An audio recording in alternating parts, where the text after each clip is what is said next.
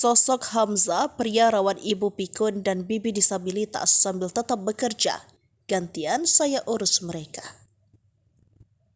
Berbakti seorang pria di Banyuwangi, Jawa Timur, berjuang seorang diri merawat 2 orang lansia perempuan. Kedua lansia tersebut adalah ibu kandungnya yang menderita penyakit pikun dan sang bibi seorang penyandang disabilitas.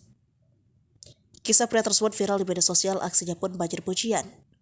Diketahui pria berbakti itu bernama Muhammad Hamzah. Dia merupakan anak ketiga dari 3 bersaudara yang kini genap berusia 32 tahun. 2 kakak yang sudah berkeluarga mempunyai harus merawat ibunya, Rahma, dan bibinya Satunah di rumah. Kondisi ibunya kini cukup memprihatinkan. Tepat setahun lalu, ibunya sudah kesulitan untuk berjalan. Kakinya kaku dan ingatannya pun memudar, sehingga untuk berpindah posisi harus digendong oleh Hamzah. Begitupun untuk duduk, pria biasa disapa Hamzah harus membantunya termasuk menyuapi makan. Namun untuk kondisi Satunah jauh lebih baik ketimbang Rahma. Meski penyandang disabilitas, untuk sekedar makan dan mandi sendiri saja Satunah masih bisa.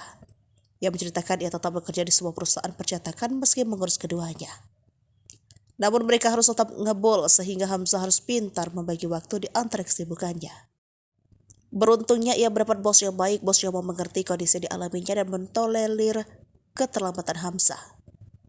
Hamzah diberi toleransi oleh bosnya dengan alasan mengurus 2 lansia di rumah.